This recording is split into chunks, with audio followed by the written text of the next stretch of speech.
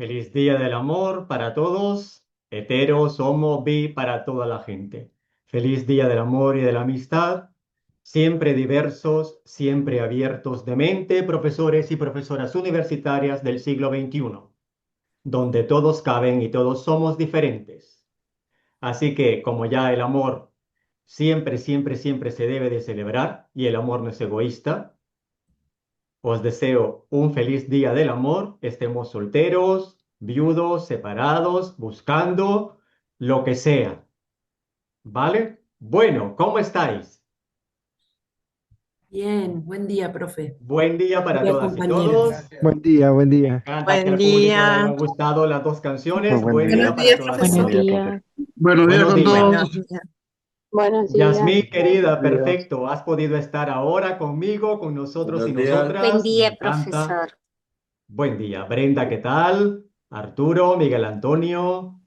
A todos y todas. Nectalí, Jenny Paola, Luis Jesús, Nicolás, Buen día, Nicolet. compañeros. Buen día, Nicolet, profesor. buenísima, que has Ah, estado conmigo. Bueno, me alegra que te sí, despidas, ¿no? sí, en eso estoy. Un gusto, profesor. Claro Me que sí. encanta sus clases. Quería tener la oportunidad de comunicarme con usted. Lo felicito, me encanta el inicio de la clase, la dedicación que tiene para elaborar sus materiales. No, encantada con todo lo que usted ha desarrollado. Así que muchas gracias.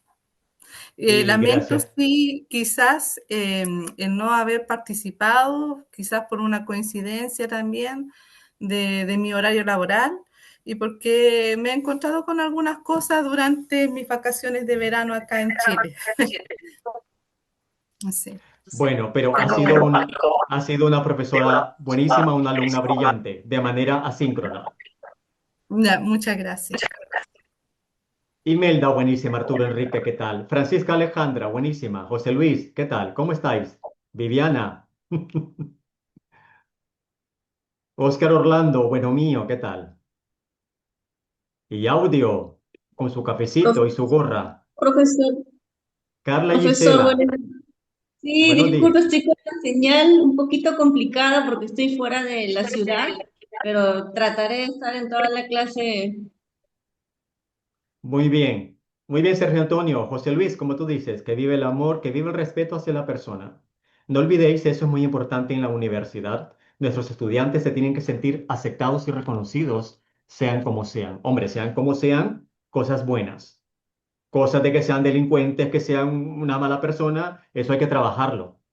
Pero el hecho de que la persona sea hetero, gay, bisexual, pansexual, eso ya se me escapa, porque yo ya soy antiguillo, pero ya los jóvenes manejan unos términos que a mí ya tengo que estudiar e investigar, porque ya se me escapa y ahí tenemos que estar, mira, el profesorado tiene que estar con la juventud, con todo el mundo, pero nuestros chavales, sobre todo en las primeras carreras, ellos que se están buscando, se están reconociendo, están descubriendo un mundo, debemos de manejar todos estos términos y más que manejarlos aceptarlos y tener una mirada abierta, porque no podemos olvidar que hay que trabajar con la persona, identidad personal e identidad profesional, la dignidad de la persona. Bueno, todos y todos habéis sido, vale, pues muy bien, Francisca, ya me estás tú ayudando. Todos hemos estado aquí haciendo un recorrido. Hola, Lucía, no estés triste, que es nuestra última clase. Aparece siempre con esa carita, sí te quiero ver. Está gripado, perdón. Estás agripada. Bueno, bueno, por ahí te vas a salvar. Nancy Marisela, hola. Bueno, no me escucha Nancy. Adrián, dime, para que continuemos. Adrián. Sí, justamente haciendo un poquito el comentario que han mencionado sobre el respeto a los demás, ya sea por religión, sexo, género, política o etcétera. Tuve la oportunidad de enseñar acá en Estados Unidos y antes de Sí, enseñar teníamos que llevar un curso donde nos explicaban todo esto para que podamos estar en el mismo lenguaje que los alumnos, ya que son mucho menores que yo y manejan otro tipo de... Y me pareció muy interesante, me pareció muy interesante que la universidad se preocupara de que el profesor tuviera el conocimiento para entender todas estas cosas y también evitar cualquier tipo de problemas a futuro, así ¿no? es. Así es, estamos en una universidad donde yo como trabajador, y si alguna de vosotras entra aquí, sabréis de que tenemos un código de conducta, un código eh, ético, una formación, y además dentro de la normativa de la universidad para los trabajadores, aquí se nos insta y se debe de respetar a toda la persona en base a lo que es, y lo que ha dicho Adrián, en base a su pensamiento político, procedencia cultura, religión. Aquí no cabe la discriminación porque eres latinoamericano, porque eres negro, porque eres gordo, flaco, porque eres homosexual, heterosexual. Aquí no, porque esas son conductas eh, que son sancionables en esta universidad y son motivo de expulsión. Entonces quiero que lo sepáis. Aquí todo el profesorado está formado en esto y año con año leemos esta normativa, nos avisan. Además hay un sindicato LGTBIQ+, además de otros sindicatos, por lo que esta universidad está muy reconocida en cuanto a la atención a la diversidad y el trabajo de la no discriminación para ningún miembro de la comunidad educativa, sea profesor, estudiante, personal de administración y servicios, de cualquier categoría laboral. Bueno, pues creo que fue en Estados Unidos, Audio. Te está preguntando Adrián. Vamos a continuar el repaso. Ya sabéis que la última actividad, que es el examen, la vais a hacer con total tranquilidad. Quiero compartir con vosotros el Padlet porque quiero avisar de una cuestión que todavía no la sabéis. Mirad, aquí tenéis el Padlet de modelos pedagógicos que lo podéis encontrar en el foro Pregúntale a tu profesor Albert Peralta, pero si alguien no lo tiene, os lo voy a poner aquí en el chat, el enlace del Padlet, para que repaséis cada uno de los temas de la asignatura. Lo podéis hacer si alguien no lo ha hecho, ya sabéis que lo podéis hacer desde hoy hasta el día 16 de febrero, cuando este Padlet se cierra, puesto que el 16 de febrero ya terminan todos los exámenes. Podéis ir haciendo esto. Aquí hay una cuestión. Perdón, ¿puedo hacerte una pregunta? Sí, Albert, sí. perdón que no levanto la mano, estoy conectada al teléfono y no sé cómo levantar mano acá. Te hago una consulta. Las preguntas, ¿hay que subir las respuestas o es solo una guía de estudios para nosotros? Son una guía de estudio. Bien, muchas gracias. Recordad que con las preguntas estamos preparando el examen y hoy vamos a terminar de resolver esas preguntas. ¿Vale? Muchas gracias, Albert. Sí, gracias.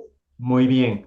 Aquí en este Padlet tenéis una última etiqueta, los premios Educa a Banca. ¿Qué son estos premios Educa a Banca? Son unos premios que convoca este organismo prestigioso aquí en España y donde se nominan a todos los profesores y profesoras de España en cada una de las etapas educativas, incluida la universidad. Y de todos los nominados se elige el mejor docente de España. Yo no persigo ser el mejor docente, pero al menos si consideráis que os ha gustado mi trabajo, que habéis aprendido algo, os pido, si queréis y con total libertad, porque esto no es obligatorio, está siendo grabado y ya sabéis que es con total libertad. Yo lo comunico, este es un concurso que se hace y si vosotros pensáis que reúno requisitos para ser nominado, entráis aquí, ¿vale? En este enlace y me proponéis. Tenéis que dar mi correo que aquí aparece en el mensaje de la etiqueta y que es el mismo que aparece en la clase de Zoom, ¿vale? Entráis aquí, me proponéis y bueno, yo os avisaré si me nominan y va a ser gracias a vosotras y vosotros. Como digo, este Padlet va a estar abierto hasta el día 16 de febrero y la última etiqueta que he añadido es esto de los premios Educa para el profesorado universitario español, pero también de todas las etapas educativas y si queréis me podéis nominar ahí. Vamos a continuar entonces repasando las preguntas de nuestra última actividad, que es el examen. Habíamos quedado aquí, en esta parte. Ejemplifica en una asignatura de tu especialidad cómo trabajarías los principios didácticos.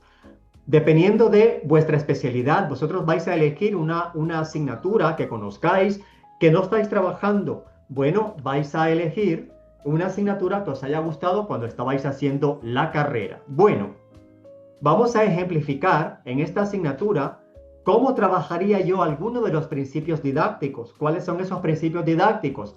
Comunicación, actividad, socialización, individualización, globalización, creatividad.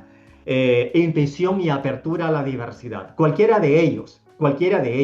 Podemos indicar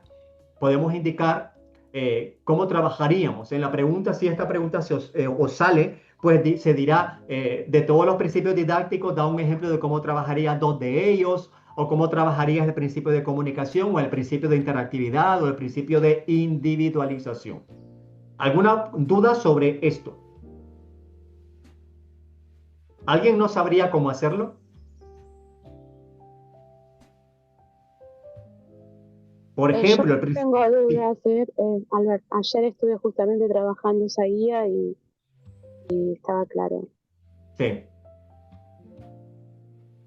Vale, voy a seguir entonces porque parece que aquí no hay duda. Por ejemplo, el principio de globalización significa que en este principio didáctico, lo que nos dice es que el conocimiento se adquiere de manera global. Si bien es cierto, en la universidad las áreas se han dividido por especialidades, el ser humano aprende y se apropia de la información de manera global. Nosotros en la universidad y nosotras en las asignaturas debemos de desarrollar la especialización o la asignatura que nos haya tocado impartir, pero siempre dentro de un contexto global. Si es la asignatura de modelos de modelos pedagógicos, esta que estamos trabajando aquí, yo la he enfocado para que podáis incardinarla, podáis encuadrarla dentro de todo lo que vais a aprender en el máster.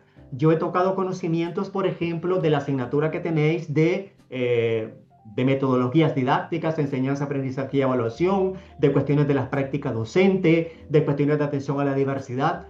Se trata de desarrollar las asignaturas, los conocimientos de la asignatura y esas competencias, no constriñéndolas, sino para llevarla a la práctica, tratar de enraizarla o conectarla con otros saberes. Ese es el principio de globalización y tendríamos que explicarlo de esta manera. Ya sabéis que son 8 los principios. Argumenta la relación entre el aprendizaje y evaluación en competencias. Muy bien, ya sabéis que vale, muy bien, integrar contenidos de diferentes áreas. Muy bien, Efraín. ¿Vale? Ahora, cuando integramos contenidos de diferentes áreas, estamos hablando de proyectos interdisciplinares, ¿vale? Es una forma de trabajar la globalización también, pero no es necesario hacer un proyecto interdisciplinar, sino cuando abordamos las asignaturas, conectar con otras áreas, haciéndoselo saber a los estudiantes que ellos mismos se den cuenta, ¿vale? Se puede de esta manera o también diseñando y aplicando un proyecto interdisciplinar, como dice Efraín. La relación entre el aprendizaje y evaluación de competencias, ya sabéis que es a tenor del Espacio Europeo de Educación Superior, del Sistema Europeo de Transferencia de Créditos, donde el aprendizaje universitario dentro de los estados europeos, se realiza a través del desarrollo de las competencias y sus resultados de aprendizaje. Una competencia es la movilización integral de conocimientos, procedimientos, actitudes, habilidades y valores. Por lo que si se está trabajando o se está aprendiendo de esta manera, se habrá de evaluar de manera integral qué cuestiones, conocimientos, procedimientos, habilidades, valores. Por tanto, vamos a tomar en cuenta en el diseño de nuestras clases de lo que se ha de aprender, cómo, cuándo, con quién, dónde, qué se ha de evaluar, cómo, con quién, cuándo, dónde. Vamos a tomar en cuenta los 4 saberes: el saber, saber hacer, saber estar y saber ser. Vamos a tomar en cuenta el plano cognitivo de Bloom, el plano socioafectivo y el plano psicomotor, porque de esta manera en el diseño curricular aseguramos que el enfoque pedagógico de nuestra asignatura sea coherente. Se aprende en competencias y se evalúa en competencias. Aquí está mal escrito: diferencia las competencias genéricas de las específicas. Decirme, ¿cuál es la diferencia?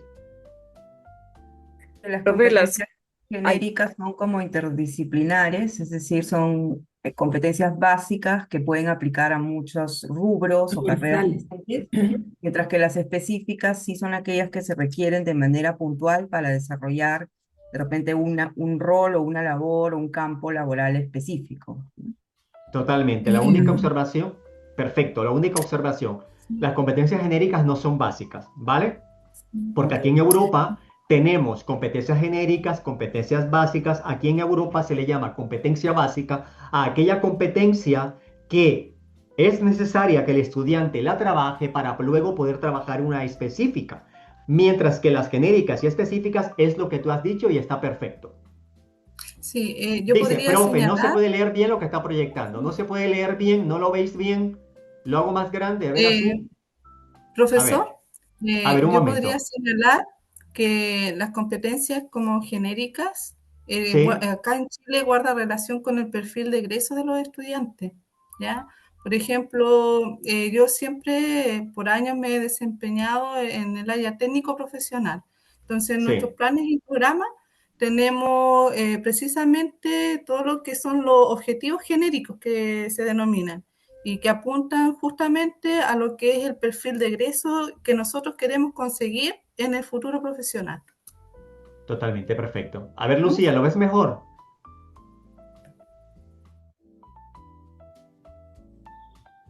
Muy bien, Miguel Antonio, perfecto. Lucía Gramonte, ¿ves mejor Sigue igual. ¿Los demás veis borroso el Word? No, se No, nota bien. se ve bien. Se ve bien. Se ve bien. No, señor. Vale, Lucía, pues entonces es cuestión de tu ordenador o tu móvil, tu celular. Vale, ya lo siento. Seguimos. Explica cómo trabajarías las competencias interpersonales y las sistémicas en una asignatura de tu especialidad. Vale, Lucía, te lo agradezco. Vale, venga, corre, salta y vuelve a entrar. Explica cómo trabajarías las competencias interpersonales y las sistémicas en una asignatura de tu especialidad. Cuando estuvimos trabajando esta clase para que lo recordaseis, os dije, las competencias interpersonales se relacionan con las habilidades socioemocionales y tienen que ver sobre todo con la competencia de trabajo en equipo, mientras que las competencias sistémicas tienen que ver con la investigación universitaria, con la investigación académica, tienen que ver con el aprendizaje permanente, tienen que ver con la toma de decisiones, ¿vale? Para que lo recordéis de esa manera. Por tanto, ¿cómo trabajaríais o cómo trabajarían las competencias interpersonales con las sistémicas en alguna asignatura de vuestra especialidad? Alguien que dé un ejemplo. Profe, ¿me escucha? Perdón. Sí, totalmente. Por ejemplo, bueno, aquí en Colombia hay una asignatura que se llama Sociohumanística, es una asignatura transversal de la ven diferentes carreras de diferentes áreas. Yo pensaba, pues, por ejemplo, ¿no? Trabajar con los estudiantes lo que sería el proceso interpersonal a través de espacios, por ejemplo, de diálogo, charlas, influencias sobre temas sociales y tomas de decisiones personales y colectivas. Por ejemplo, en una clase sobre, se me ocurre ahorita sobre debate, sobre reflexión, sobre políticas públicas de la universidad, ¿no? Y a partir de esas dinámicas, pues se podría hacer un ejercicio o de relacionar las competencias sistémicas. Entonces, ¿cómo se hace ese análisis crítico, la interpretación cognitiva, la construcción del nuevo conocimiento, cómo se relacionan las experiencias entre unos y otros? Entonces, estaría basando en, primero, el aspecto de bueno, lo que llamamos aquí cuestiones blandas y ya pasarnos al aspecto cognitivo. Entonces, que haya una interconexión entre las dos. Lo pensé así, ¿no? Desarrollando el taller. Está perfecto, está perfecto. En la resolución de conflictos, dice Nicolette, perfecto, resolviendo un conflicto en torno a un caso práctico, un caso donde tengan que debatir, donde tengan que trabajar el pensamiento analítico crítico y donde tengan que tomar decisiones. Por ejemplo, haciendo ese debate para resolver un conflicto o cómo mediar en esta situación y haciendo mitad y mitad de la clase, unos a favor, otros en contra, se podría hacer de esa manera. Efraín, trabajo en equipo, se pueden implementar proyectos grupales donde los estudiantes deban colaborar para alcanzar un objetivo común. Perfecto, perfecto. Mirar, yo no estaría nervioso ni nervioso. Bueno, nervioso para el examen sí, porque yo la semana que viene voy a tribunales de máster. Siempre me pongo nervioso. Me pongo nervioso por el momento, por el acto, ¿no? Pero no porque no sepa lo que voy a hacer. Vosotras y vosotros vais a estar nerviosos, pero no porque no sepáis, porque ya lo habéis demostrado. Y sabéis hacer las cosas. Por tanto, os tomáis una tila, os tomáis un cafecito y cuando ya termine el examen sonreís porque ya sabéis que lo que va a salir en el examen estáis preparados para realizarlo, os tomáis una cervecita, un vino, un chocolatito, un refresco, un tamal, una yaca, un buñuelo, lo que queráis. Todo eso a mi salud totalmente. Seguimos aquí y a la vuestra. Explica con un ejemplo didáctico en una asignatura de tu especialidad cómo desarrollarías y evaluaríais, bueno, lo hemos escrito con castellano de Latinoamérica, ¿no? Explica con un ejemplo didáctico en una asignatura de tu especialidad cómo desarrollarías y evaluarías las competencias de pensamiento analítico, crítico, creativo y la de resolución de problemas. Mirad, si estáis viendo ya aquí, a partir de aquí, todas estas preguntas son muy didácticas de dar ejemplos. Bien, en esta pregunta nos dicen que elijamos una asignatura de nuestra especialidad y expliquemos cómo desarrollaríamos y evaluaríamos las competencias de varias competencias juntas: pensamiento analítico, crítico, creativo y la de resolución de problemas. Pensamiento analítico, crítico, creativo y la de resolución de problemas. Recordar, en alguna asignatura como enseñanza-aprendizaje, os tuvieron que mostrar, el profesor o profesora en su momento, os tuvo que haber indicado que cuando se trabaja el pensamiento creativo es sine qua non, condicionante, que de manera simultánea se trabaje el pensamiento analítico, crítico y reflexivo, porque para crear hay que analizar, hay que reflexionar, hay que criticar una realidad para dar una decisión y para crear esta cuestión. Entonces, aquí nos están pidiendo, vamos a resolver un problema. Para resolver un problema hay que analizar, hay que diagnosticar. Para hacer un diagnóstico analizamos el problema y en ese análisis, en ese diagnóstico, ese análisis conlleva una reflexión, porque si no hay reflexión no podemos actuar sobre el problema. Por tanto, en un problema que se ha de resolver, antes de resolverlo, habremos de analizarlo, porque no podemos resolverlo si no lo hemos analizado. Bien, para resolver el problema tenemos que analizarlo. Por tanto, partimos del pensamiento analítico. En ese análisis que estamos viendo, focalizando elementos constituyentes del problema, pros y contras, antecedentes, consecuentes, tenemos que reflexionar sobre qué medidas podríamos implementar para poder solucionar ese problema. Y en esas medidas tenemos que criticar lo que estamos nosotros produciendo desde la perspectiva de si va a tener el alcance o la proyección que nosotros queremos alcanzar, o si va a ser adecuado para esa solución del problema. Y creamos. Y todo esto de manera conjunta. Generamos ideas, las juzgamos, establecemos relaciones, y todo ello ha de conllevar a definir unas líneas de intervención. Por tanto, en esta pregunta, si os saliese algo así, debéis de explicar que en una asignatura de esta especialidad se presentaría un caso práctico, un caso clínico sobre tal tema, donde de manera escrita o con un vídeo, los equipos de trabajo del alumnado, después de analizar la información, sea en texto, sea en vídeo, sea un podcast, van a analizar o a diagnosticar los elementos que constituyen el problema, viendo pros y contras. Asimismo, habrán de determinar posibles líneas de intervención o líneas de acción o líneas de trabajo para poder solucionar ese problema. De modo que se puedan generar ideas, juzgarlas, establecer relaciones, de modo que se pueda determinar qué es lo que conviene dentro de ese contexto del problema. Podría poner un caso sobre analizar un caso real de un proyecto fallido en una empresa y proponer soluciones innovadoras. Sí, se podría. Actividades prácticas, se podría. Muy bien, Nicolette. Por ejemplo, Seguimos. profesor, yo antes de seguir con ese punto quisiera compartir un poco un ejercicio que hice con mis estudiantes. Yo Sí, tengo 525 estudiantes en una materia de legislación comercial. sí. Yo les puse un debate sencillo de cómo organizarse como grupo en sociedad y les dije, ¿cómo se van a organizar ustedes en un trabajo, si individual o en grupo?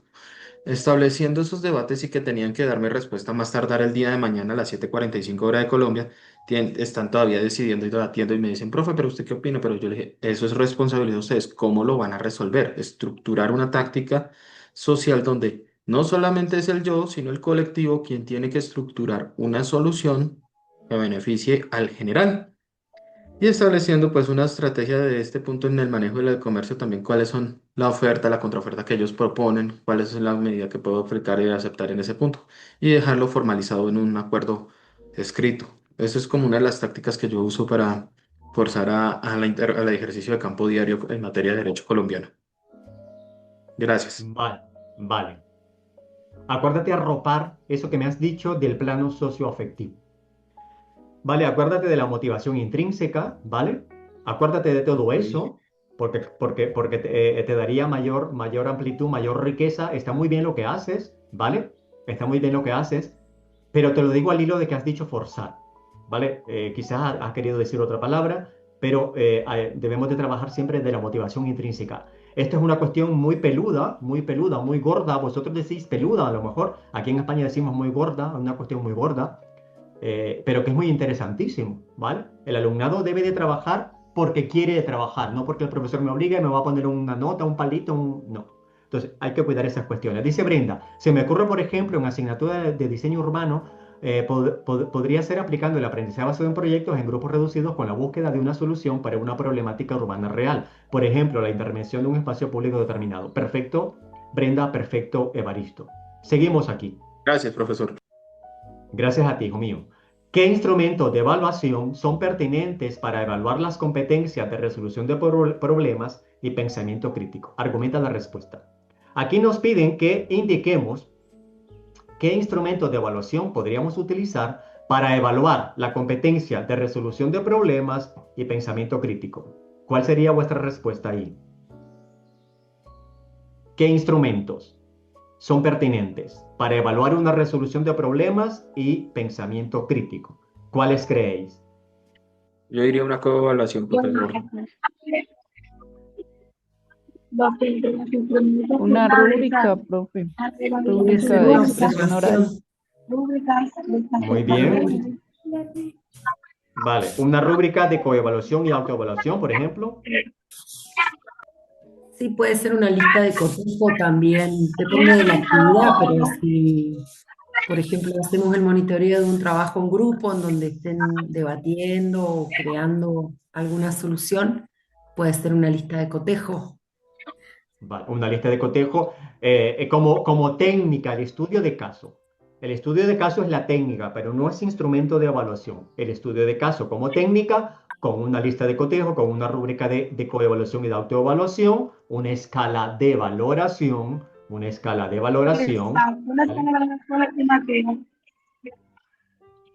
No he escuchado bien eso. Una escala de valoración estimativa. Rúbrica analítica, evidencias, coherencia, impacto, decisión, argumentación. Vale, una rúbrica con todos esos descriptores, perfecto. Un checklist de coevaluación, como dice Evaristo, muy bien. Vale. Profe, una Recordemos, pregunta. sí, Perdón, ahí en eso de la rúbrica, por ejemplo, cuando hablamos de pensamiento crítico, también se puede trabajar, bueno, no sé, lo estoy pensando así, rúbrica oral, bueno, o lo que decíamos de competencia cognitiva también podría ser, o de sí, colaboración, de cooperación, pero también se podría trabajar algo más, no sé, me pongo a pensar, por ejemplo, un se mapa pueden trabajar. conceptual, una Sí, infografía, un sí, proceso, un producto digital, un video corto, todo este tipo de todo se puede. presentación. Todo lo que me estás diciendo está Y se perfecto. pueden combinar, por ejemplo, Y se se pueden hace un combinar y texto se ve. escrito, y un texto oral, sí, como no, un texto escrito y una expresión oral. En ese caso sí sería la rúbrica de ambos aspectos, ¿no? Una rúbrica escrita y una rúbrica para un debate, para una cuestión de reflexión.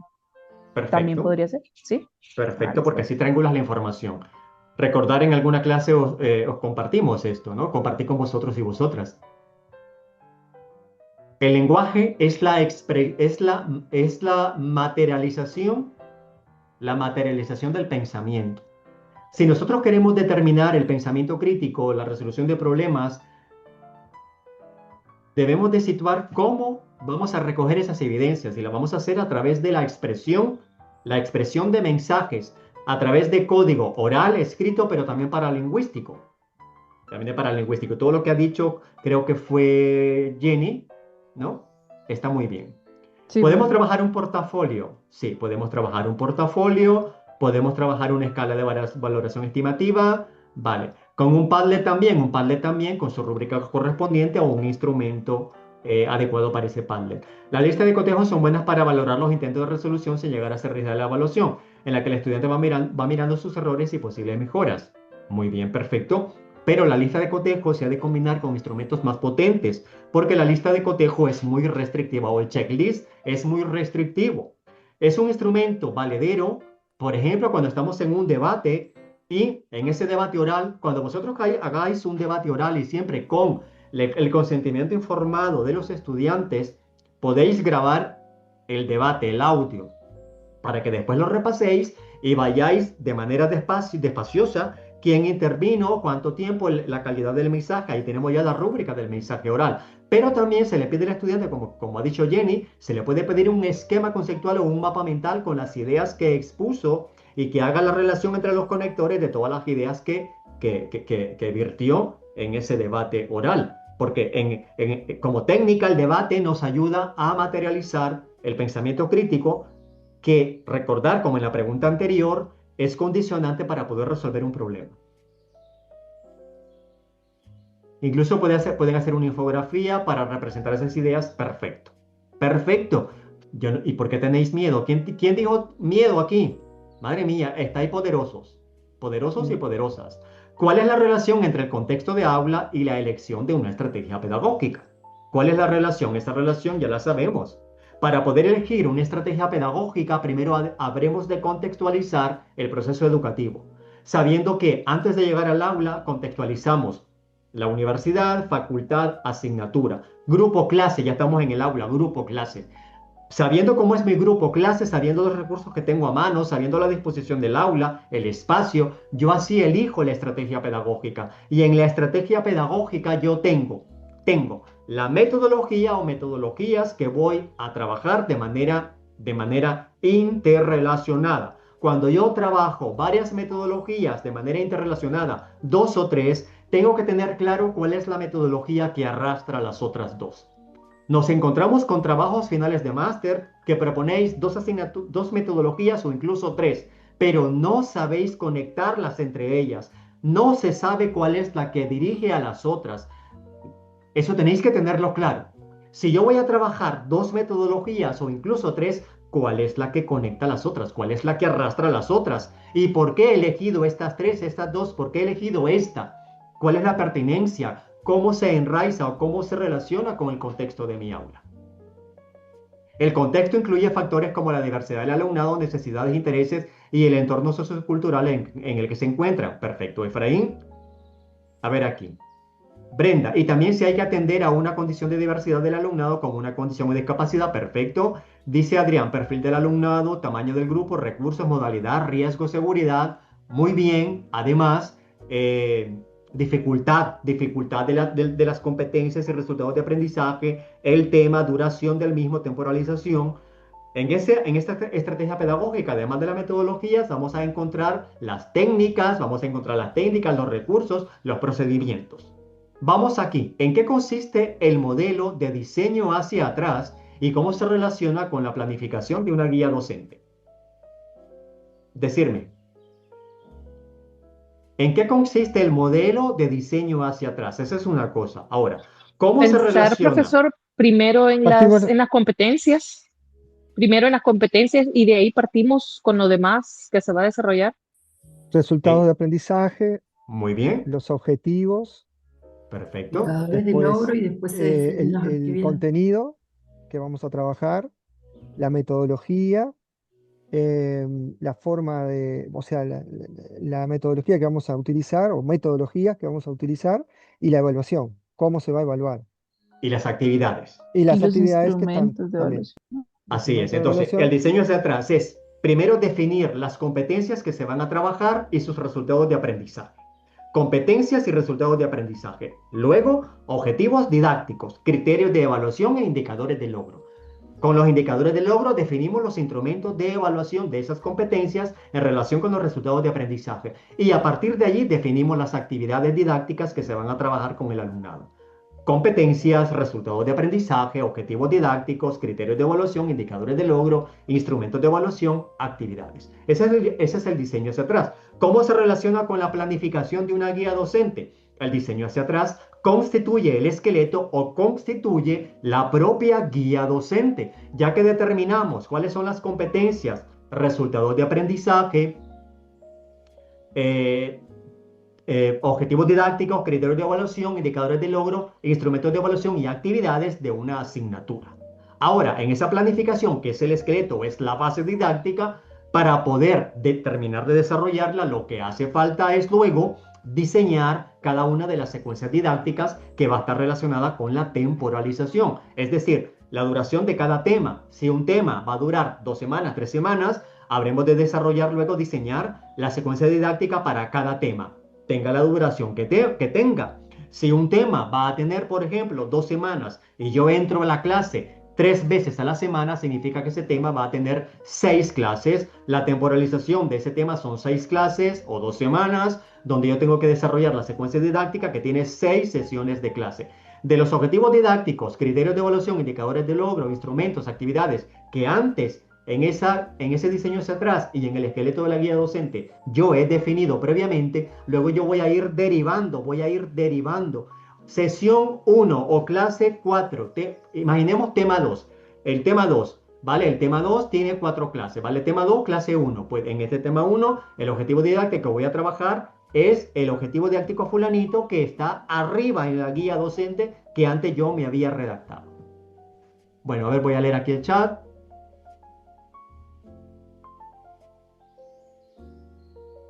Los resultados del logro, las actividades, vale, muy bien, perfecto, Alicia Gramonte, perfecto, Brenda, vale, muy bien, lo estáis haciendo muy bien.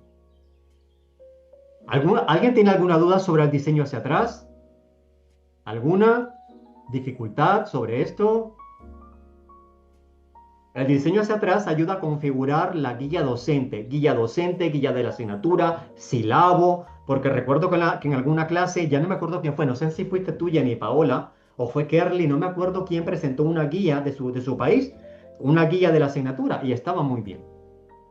Aquí, para diseñar una guía docente que trabaja y evalúa las competencias, ¿cuáles son los pasos que se deben realizar dentro de su planificación? Es lo que acabamos de decir. Para contestar esta pregunta, para diseñar una guía docente que trabaja y evalúa las competencias, la pregunta es redundante. Bueno, ¿cuáles son los pasos que se deben seguir dentro de su planificación? Lo habéis dicho antes, ¿no? ¿Cuáles? ¿Cuáles son los pasos? Definirlas. Competencias, luego los resultados de aprendizaje, después los criterios de logro, después viene el tema, el contenido a trabajar, después vendría los instrumentos de evaluación y después vendrían las actividades. Perfecto. Trabajar. Perfecto. Ejemplifica en una asignatura de tu especialidad cómo trabajarías las 3 dimensiones de la educación inclusiva, ¿vale? Recordemos que el examen es de aplicación. No se te pregunta, dígame cuáles son las 3 dimensiones de la educación inclusiva. No. Ejemplifica en una asignatura cómo trabajaríais las 3 dimensiones de la educación inclusiva. Recordemos que la presencia, la participación y el aprendizaje permanente. Nosotros escogemos una asignatura y decimos, bueno, para trabajar la presencia vamos a eliminar barreras arquitectónicas, vamos a hacer un acceso al currículum, tomando en cuenta los estilos de aprendizaje de cada persona, vamos a tomar en cuenta los diferentes ritmos de aprendizaje para trabajar la participación, dándole voz y voto a todos, por ejemplo, utilizando la coevaluación, la coevaluación, la autoevaluación, la negociación del currículum. ¿Sabéis qué es esto, no? La negociación del currículum. ¿Os lo han hablado en alguna asignatura? Negociación del currículum. No, ¿Lo habéis oído? no. La negociación del currículum se hace en las primeras clases, cuando la profesora o el profesor... A ver, ¿alguien va a decir algo? Tiene que ver con lo que se llama también el contrato didáctico. Totalmente. Tiene que ver De con el alguna contrato manera didáctico. uno Sí.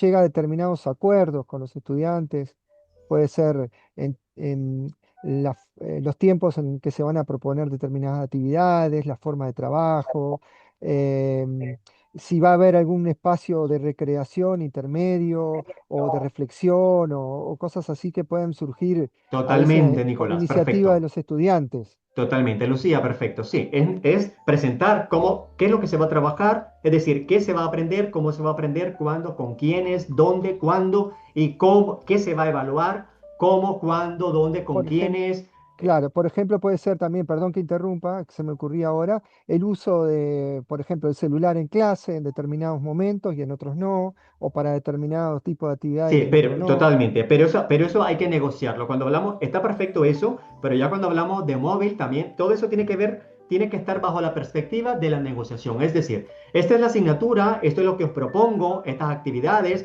de esta manera, ¿cómo queréis vosotros ser evaluados? ¿Qué me proponéis que cambie? ¿Qué podría yo aquí tomar en cuenta que no he presentado? Entonces, es negociar una apertura y sobre todo la coevaluación y la autoevaluación.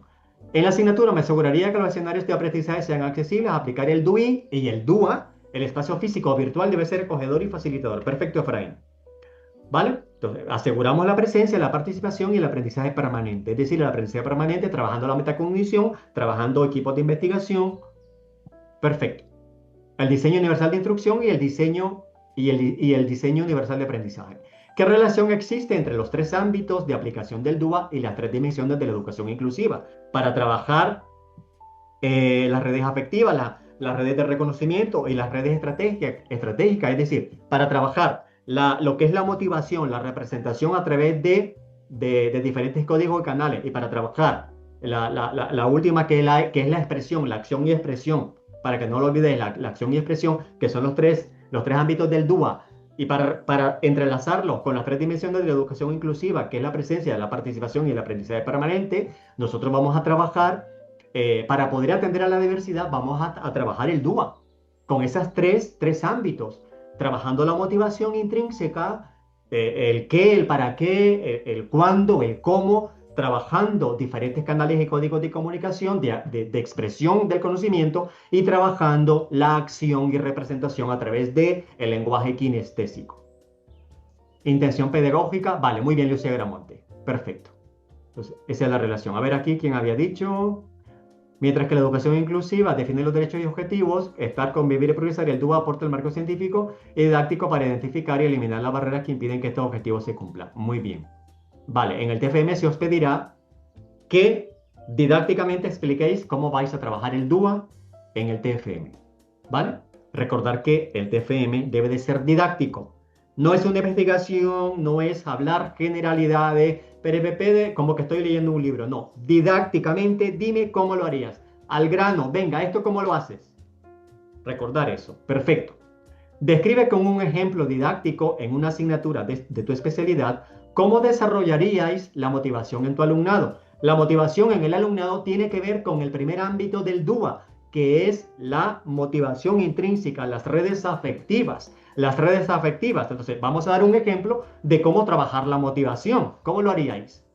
Me interesa esto que me digáis. ¿Cómo trabajaríais o cómo estáis trabajando la motivación en vuestro alumnado? ¿Cómo lo hacéis?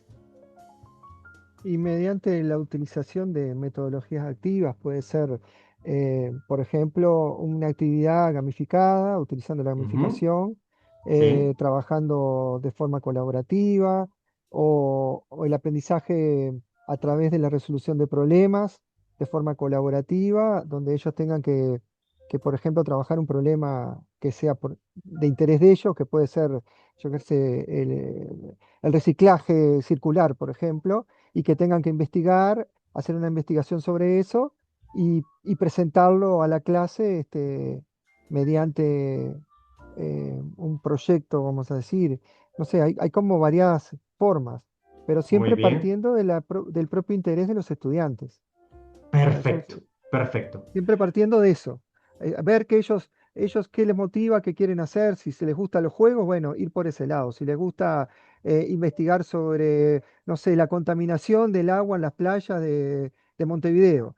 Bueno, perfecto, vamos a trabajar sobre eso y uno trata de buscar problemas o metodologías que de alguna manera engloben ese interés de los estudiantes. Perfecto. Dice Efraín, para despertar la motivación intrínseca, satisfacción personal, el inicio de la asignatura no sería una lectura teórica, sino la presentación de un suceso discrepante o un caso real de exclusión educativa. Perfecto. Vamos a ver aquí. Profesor, también Evaristo, sería dime. el uso de las, como decía el compañero Nicolás, del uso de las metodologías activas, por ejemplo, el Flipped Classroom se pudiera Sí, utilizar. Entonces perfecto. ya pidiéndole al estudiante también que en casa, ya con una temática que nosotros como orientadores y guías ya tenemos como programada, él Ujú. estudia, aprende, vuelve y repasa, revisa, o Per- sea, lo hace también, lo puede asociar con otros artículos, ya dependiendo de la temática, y pues obviamente al día siguiente o cuando se tenga programada la clase, pues ya él será un actor ya más protagónico en la clase, ¿ya?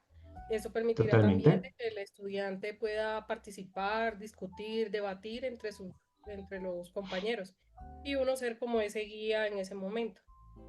Perfecto. Elige un tema de tu gusto relacionado con la asignatura, la vamos a desarrollar breve. Perfecto. Evaristo dice un ejercicio de trabajo cooperativo frente a casos reales. A ver, Francisca, hacerles comprender. A ver qué se me ha ido. Hacerles comprender la importancia de su conocimiento y el aporte que sus habilidades le entregan a la sociedad. Muy bien, trabajar la metacognición, trabajar el refuerzo positivo. También se puede pedir al alumno, dice Marisela, Nancy Marisela, se puede pedir al estudiante que escriba en una hoja sus gustos y utilizar algunos de ellos para incorporarlos en las actividades. Perfecto, incorporarlos. Evaristo, donde los estudiantes presenten casos reales o hipotéticos y cómo lo resolverían. Yo la motivación, dice Miguel, la trabajaría con la realidad de sus profesiones. Ajá. Una gamificación, dice Dania. Jenny, la importancia de su opinión, de su perspectiva, la reflexión sobre lo que dice y lo que puede enseñar a los otros y al profesor mismo. Perfecto. Perfecto. La importancia de su opinión, hacer valedera su opinión, sus intereses, hacer comunidad educativa en clase. El encuentro pedagógico, ¿vale? El profesor no es el que sepa más, es el que tiene más experiencia académicamente y, y en la vida personal sí, porque es más viejo, es la más vieja del aula. Pero aparte de ello, el aprendizaje es finito, ya no es infinito, es finito. El que se ve más ahora es Internet, ¿vale? Profe, Por tanto, pero no vamos a siempre, construir. profe, no siempre el profesor es el más viejo del aula. Sí, no siempre. Hay en ocasiones que tenemos estudiantes más viejos que nosotros. Ah, bueno, como habéis saltado, ¿eh? Es que es la última clase y me estáis, vamos, me estáis aquí cavando un pozo, me estáis haciendo un hoyo como diciendo, usted sí, profe viejo, nosotros somos las jovencitas, ¿no? Ya veo. Habéis saltado. No, profe, somos jóvenes, que no sé qué. Muy bien, di que sí, hija mía, hijo mío. Bueno, ¿cómo desarrollaríais el aprendizaje significativo en tu alumnado? Ejemplifica con una actividad didáctica en una asignatura de tu especialidad. El aprendizaje significativo no es una metodología ni es una técnica. El aprendizaje significativo es un principio pedagógico del constructivismo. El aprendizaje significativo está mediado por las emociones, está mediado por la contextualización de lo que se aprende en el aula con la vida real. El aula, en la medida de lo posible, se debe abrir a la vida. O como decían los pedagogos a principios, finales del 19, principios del 20 y los del 21, que la vida llegue al aula, que la universidad se abra a la vida. Por tanto, va a ser significativo, va a ser útil, va a tener funcionalidad si lo que yo estoy aprendiendo contigo me sirve ahora que tengo 20, 18, 25. Ahora, cuando salga de aquí de esta aula, lo que tú me estás enseñando me sirve hoy que es lunes, no mañana cuando ya tenga bigote o ya tenga bastón, hoy. Entonces, esa es la significatividad. Que lo que tú me enseñas es funcional, es útil, está mediado por las emociones porque así aprendo, así me motivo y así no olvido lo que tú me estás enseñando. Y además, esto que me estás enseñando conecta con lo que yo sé o no sabía. Hay un desequilibrio cognitivo, hay un reajuste mediado por tu andamiaje. A partir de experiencias reales de los estudiantes, perfecto, planteando un problema que sea similar a lo que tendrán que enfrentar al integrarse al mercado laboral, que desarrolle competencias que luego puedan aplicar en su día a situaciones reales, perfecto, perfecto. Diseña una sesión de clase de 60 minutos, tomando en cuenta todos los elementos curriculares y la aplicación del DUA. En dicha sesión se debe desarrollar una de las fases de la metodología de aprendizaje basado en proyectos. Esta pregunta es muy importante y muy parecida o saldrá alguna cosa en algún examen. Aquí se te dice, diseña una clase que tiene que durar 60 minutos. Es un caso práctico, gordo, es un caso práctico didáctico. Y lo que tenéis que hacer aquí es aplicar los principios o aplicar los pasos del diseño hacia atrás. Para diseñar esta sesión de clase que va a durar 60 minutos, debéis de decir, bueno, esta clase es como la actividad 3 que hicimos aquí. Esta clase, la competencia que se va a trabajar es la fulana. Para esta pregunta, si os sale en el examen algo parecido a esto, no interesa que me redactéis la competencia. Simplemente decir, profe, para esta clase se trabajará la competencia de pensamiento crítico, analítico, creativo, la competencia reflexiva, la competencia de trabajo en equipo, la competencia de resolución de problemas, la competencia de toma de decisiones, solamente nombrarla. El resultado de aprendizaje, sí, se redacta, luego cuál es el objetivo didáctico de esa clase, su criterio de evaluación, su indicador de logro, el instrumento de evaluación, se nombra, no hay que diseñarlo, el instrumento de evaluación, qué actividad se va a realizar y luego se describe la actividad. Tomando en cuenta que en esa descripción se habrá de aplicar el DUA. ¿Cómo aplico el DUA, profe, en una sesión de clase? Se tiene que ver en esa descripción de la sesión cómo motivas al estudiante. Recuerda que es un trabajo por proyectos. Se te puede decir, elija una metodología donde aplique el DUA en una sesión de clase de 60 minutos, ¿vale? Pero si te dicen, en la metodología fulana, en este caso es aprendizaje basado en un proyecto, en la descripción de la actividad, que es la sesión en sí, tú dices que vas a reforzar positivamente para trabajar la motivación, que vas a tomar en cuenta los intereses de los estudiantes o que has tomado los intereses de los estudiantes para hacer ese proyecto, ya has aplicado el primer ámbito del DUA en ese caso, porque has tomado en cuenta los intereses del alumnado para el tema del proyecto, que el alumnado está trabajando en equipo, el proyecto fulanito, y que van a representar el producto, porque en el aprendizaje de un proyecto se trae un producto que puede ser concreto, puede ser digital, que ese producto va a tomar en cuenta los diferentes códigos y canales de expresión. Ese producto podrá ser digital y podrán hacer un audio, un podcast o, en el caso de ser concreto, una maqueta, una coreografía, una danza, lo que sea. ¿Vale? Aplicaríamos el DUA y aplicaríamos la metodología. Aplicar en situaciones a través de un aprendizaje en proyectos con la elaboración de un proyecto de emprendimiento, perfecto. Explica las semejanzas y diferencias entre las metodologías de indagación o por descubrimiento.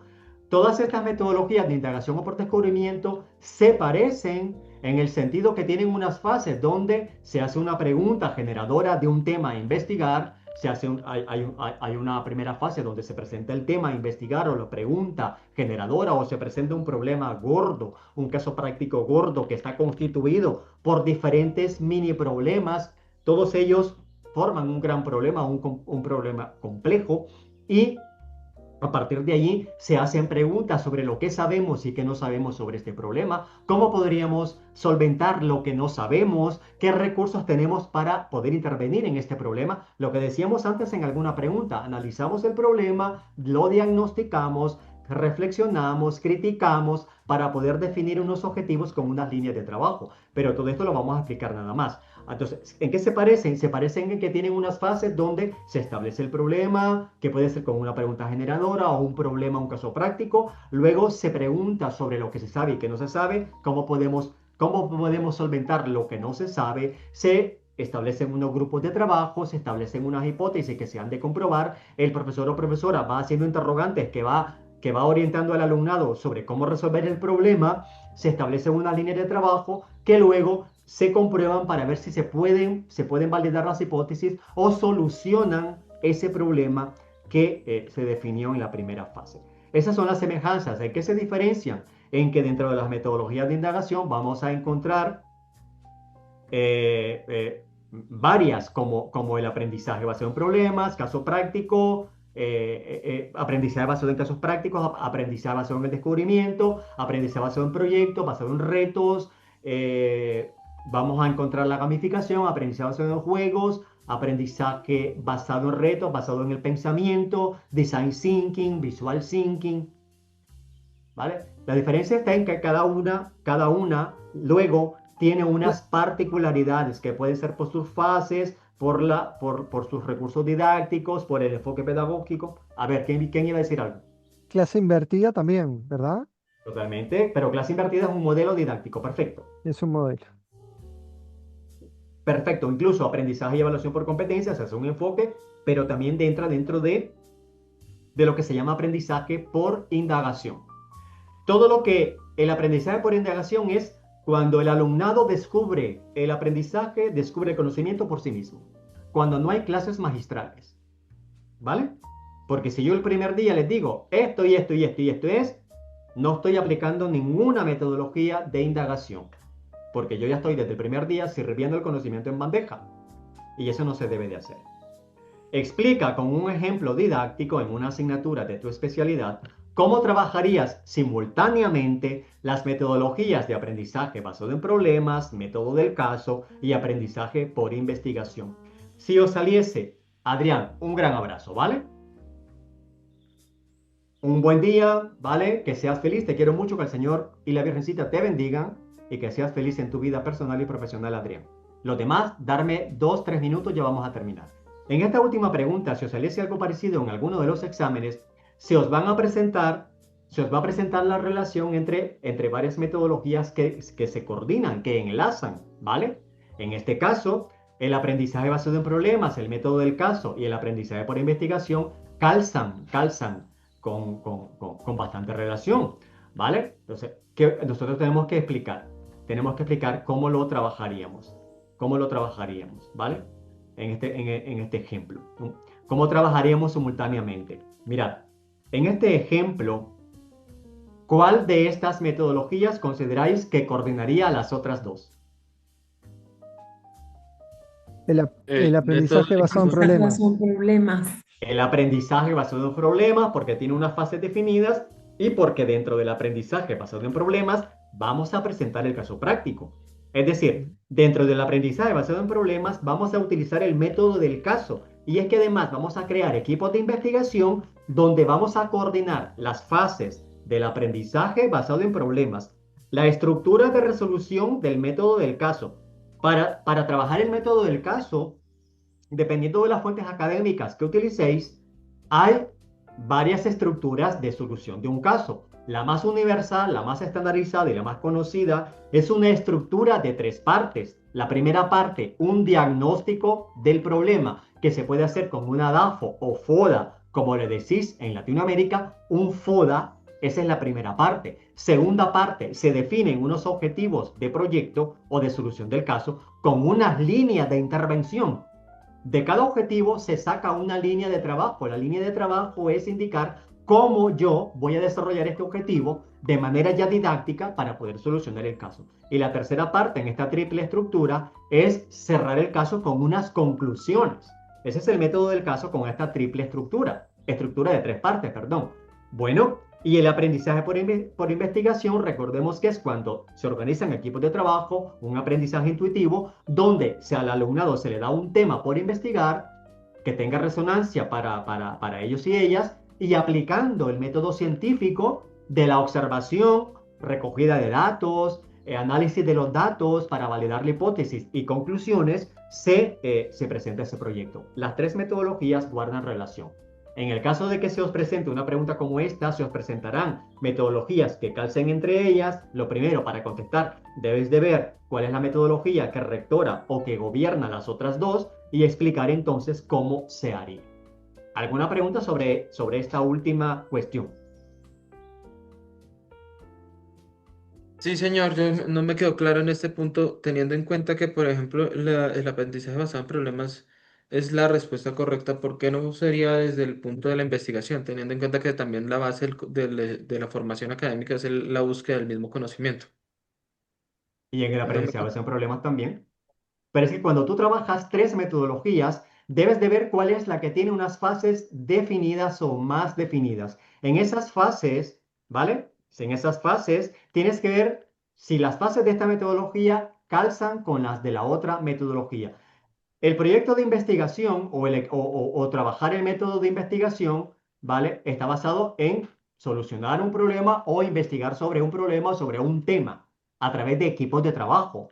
Se puede generar una hipótesis en el caso de estudios cuantitativos, pero en el caso de estudios cualitativos no hay hipótesis. Yo he nombrado hipótesis por decirlo, pero puede ser una investigación cualitativa donde no hay hipótesis. Se parte de una observación directa, se define un problema, pero no hay hipótesis que validar.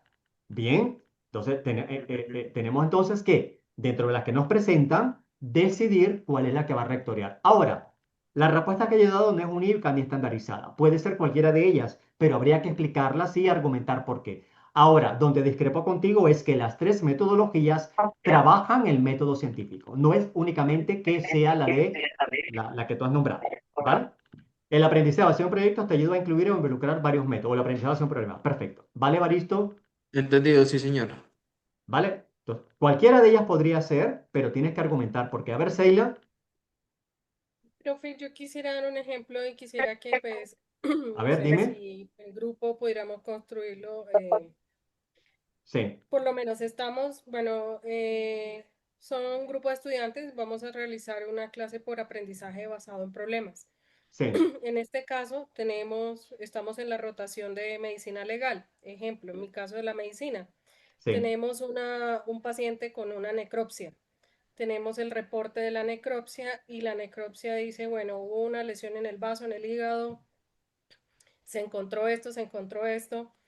Según estos hallazgos, ¿cuáles creen que pudo haber sido el mecanismo de el deceso de la persona? sí. Entonces ya planteamos una hipótesis, una metodología, el problema, ¿sí? Y con base a toda esa información construimos los posibles, o sea, las posibilidades que conllevaron a esa causa. Entonces, por lo Sí. menos utilizamos el aprendizaje basado en problemas, el método del caso y el aprendizaje también basado en investigación. Totalmente. Y ahí en ese sentido, se puede decir que estás empezando con el método del caso, también con el aprendizaje basado en problema, pero estaría muy bien ese ejemplo. Un Gracias. abrazo, Oscar. Ya nos estamos yendo. ¿Alguna pregunta más? Veamos este vídeo y ya vamos a la recta final. Igual sucede en matemáticas, dice Lucía. Cuando estamos trabajando las habilidades matemáticas básicas, se le plantean problemas de acuerdo al contexto. Perfecto. Querida familia, hemos terminado nuestra asignatura de modelos pedagógicos y currículum en la educación superior. Ha sido para mí muy grato estar con todas y todos vosotros y vosotras. Os llevo siempre en mi corazón, cada grupo deja una huella en mí. Yo no sé si la logré dejar en vosotros y vosotras, pero ya no lo vamos a ver, pero siempre estaremos en comunicación. Mi correo aparece aquí, albert.peralta@unir.net, ¿vale? Para cualquier cosa que yo os pueda ayudar. Y si alguno o alguna se atreve a estar aquí en Unir, ya sabéis que vais a contar con mi apoyo para recomendaros en todo lo que yo pueda. ¿De acuerdo? Estamos buscando maestros y maestras, estamos necesitados, ¿vale? Gracias, profesor Peralta. Gracias a ti, Muchas querido gracias, Baristo. profesor. Muchas gracias. Muchas gracias, muchas gracias. Muchísimas gracias. Muchas Gracias, profesor. Muchas gracias, Fuerte abrazo. Gracias. Muchas gracias. No perdáis la comunicación entre vosotros y vosotras. Tenéis los grupos de WhatsApp, los correos, para que sigáis con esa comunicación. Es interesante que no la perdáis, para que os ayudéis. Y ahí está el niño de María Laura. Hola, chiquitín.